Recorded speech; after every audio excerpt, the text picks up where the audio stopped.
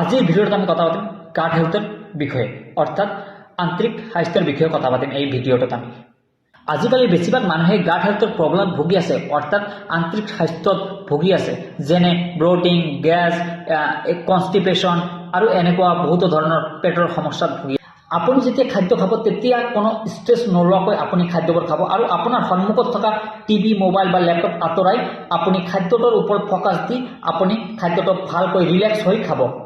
Second point হ'ল আমি যেতিয়া খাদ্যবোৰ খাওঁ তেতিয়া ভালদৰে চিউ কৰিব লাগে বা চাবাব লাগে আৰু আমি বেছিভাগ সময়তে কি কৰোঁ বেছিভাগ সময়তে আমি গিলি খাওঁ সেইকাৰণে আমাৰ ডাইজেশ্যন সিস্টেমত বহুতো প্ৰব্লেমত দেখা দিয়ে বা সমস্যাৰ সন্মুখীন হ'ব লগা হয় কাৰণ আমাৰ ডাইজেশ্যন সিস্টেমটো আমাৰ মুখৰ পৰাই ষ্টাৰ্ট হৈ যায়। তৃতীয় নম্বৰ পইণ্টটো হ'ল যিবিলাক খাদ্য আপোনাৰ পাকস্থলীৰ বাবে সুইটেবল নহয় অৰ্থাৎ আপুনি যিবিলাক খাদ্য খালে আপোনাৰ ডিসকমফৰ্ট ফিল হয় সেই খাদ্যবোৰ আপুনি আপোনাৰ খাদ্যৰ লিষ্টৰ পৰা এৰি দিয়ক।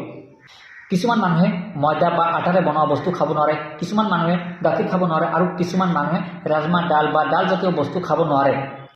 জৰুৰী নহয় যে সকলোৰ বাবে যেটো হেলদি ফুড হ'ব সেইটো আপোনাৰ বাবেও হেলদি হ'ব, সেইটো আপোনাৰ বাবে আনহেলদি হ'ব পাৰে। ফৰ্থ পইণ্ট হ'ল ষ্টপ কনজিউমিং টু মাছ ফাইবাৰ। এইটো এটা মেকানিকেল ইৰিটেণ্টৰ দৰে কাম কৰে। যদি আপোনালোকে এইটো বেছি খায় বা ফাইবাৰ জাতীয় খাদ্যবোৰ বেছি খায় তেনেহ'লে আপোনাৰ ষ্টমাটো আপোনাৰ পাকস্থলীটো বিৰক্ত হৈ থাকিব বা ষ্টমাক আপসেট হৈ থাকিব। আপোনাৰ ফাইবাৰটো পূৰণ কৰিবলৈ ব্ৰাউন ৰাইচ বা কেঁচা শাক পাচলিৰ নিচিনা খাদ্যবোৰ বেছি খাব নালাগে। আপোনাৰ খাদ্যৰ তালিকাত আপুনি কিছুমান প্ৰ'বায়'টিক এড কৰি লওক যেনে য়গাৰ্ট বা বাটাৰ মিল্ক যিয়ে আপোনাৰ ভাল গাট মাইক্ৰ'ফ্ল'ৰাবোৰ মেইনটেইন কৰি ৰাখে।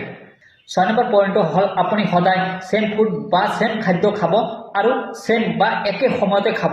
এনেকুৱা নহয় যে যেতিয়া টাইম পাওঁ আপুনি তেতিয়াই খাব, যি পায় তাকেই খাব।